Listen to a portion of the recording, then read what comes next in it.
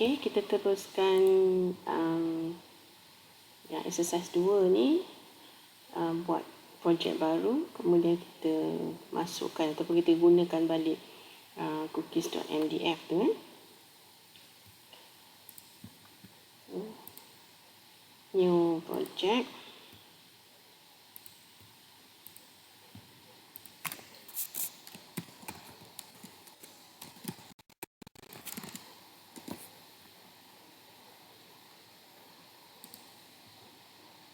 Okey, dah di save lah.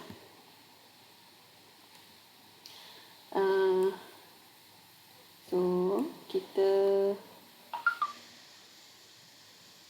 dah ada ni, dah masukkan add, ambil yang existing lah, existing. So pergi ke yang database kita tadi, dan kalau cookies.mdf tak ada, so buatkan all, ni bawah je cookies.mdf So kita nak cookies.mdf, add. So adalah cookies.mdf tadi. Kalau kita dah add existing ni, cookies.mdf saja yang ada. Yang data source tak ada lah. Data source belum ada lagi sebab satu projek satu data source, dia tak carry . So repeat balik tutorial lepas. So masih cookies.mdf, walaupun sama tak apa. Table tetaplah kita ambil semua customer dengan order. So kita akan dapatlah customer dengan order ni .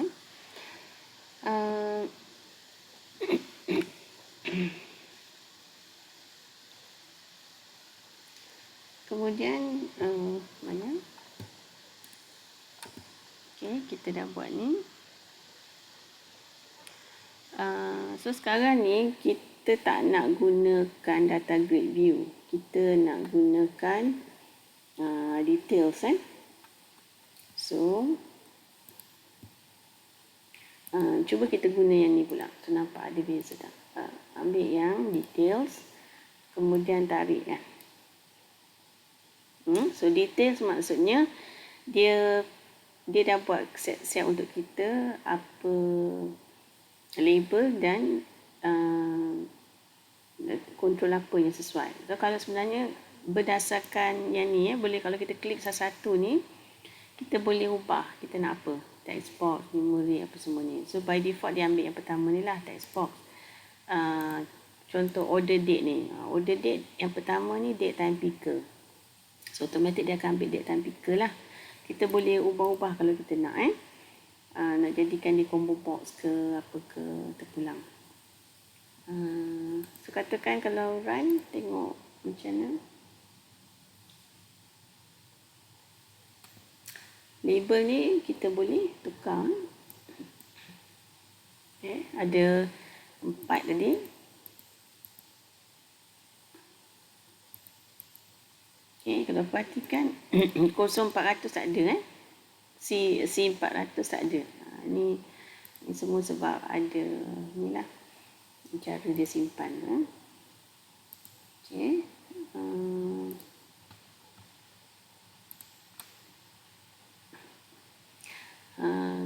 Label tu macam mana ada. Ni label ni boleh, semua boleh tukar . Nak tukar apa, nak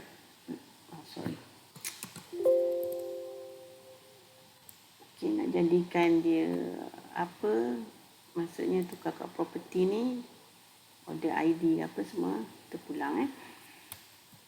Okey.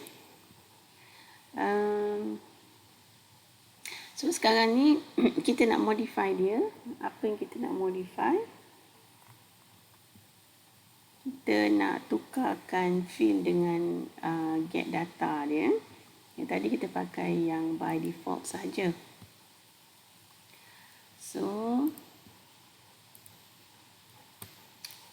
pada solution explorer, cookies dataset ni,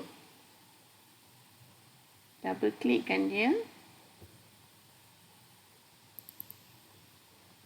So kita akan dapat relationship tu dalam bentuk table. Sekarang pada table order tu, ini highlightkan field get data ni tu. Ni tengok secara defaultnya dia buat select order ID apa semua ni lah. So kita nak ubah dia. So right click, configure.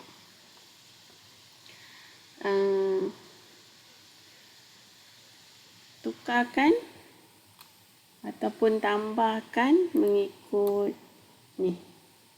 Tadi kalau kita perhatikan dia habis dekat form so tambahkan where dengan order by ni. So kat sini where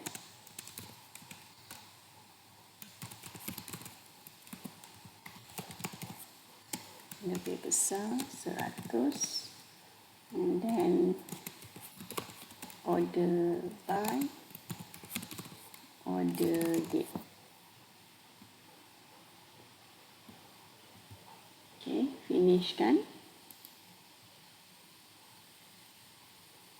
Okay, saya ada error ni sebab nama salah ada DIY pula ni. So betulkan ataupun ikut field yang dah masing-masing buat So finish kan.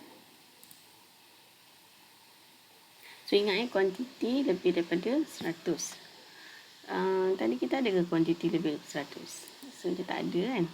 So kalau apa kita cuba start, run kan.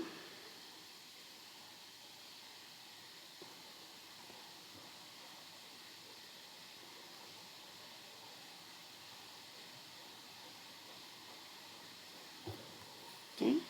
So kosong tak ada. Sebab tak ada yang lebih daripada 100. So kena tahulah. Kalau macam tu setiap satu tu kita kena make sure ataupun kontennya apa Okay, contoh katakan bukan customer lah. Saya tak nak buka customer, saya nak buka order. So order ni tekan saya letak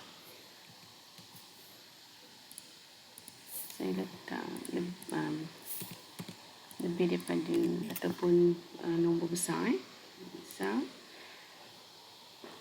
So bila kita run,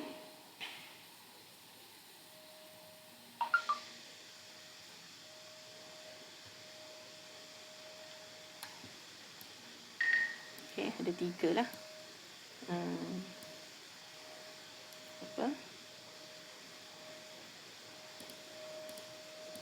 So kalau perhatikan order ID 4 datang dulu 4, kemudian 1, yang baru 3.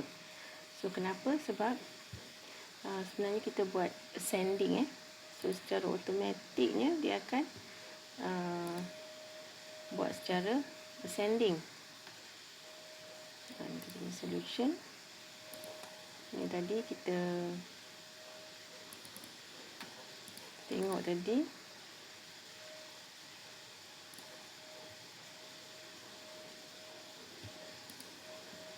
Okay, query builder kita klik query builder. Order ID ni dia akan secara automatiknya dia by default dia akan buat ascending. So kalau order lebih daripada 100 dia akan buat secara ini maksud saya ini biasa dalam database lah, SQL statement. So kalau cara tadi kita buat menggunakan dia type query ataupun kalau siapa yang suka klik ni, so dapat jugalah kat sini kan. So salah satulah ataupun boleh guna mana-mana yang rasa lagi selesa. So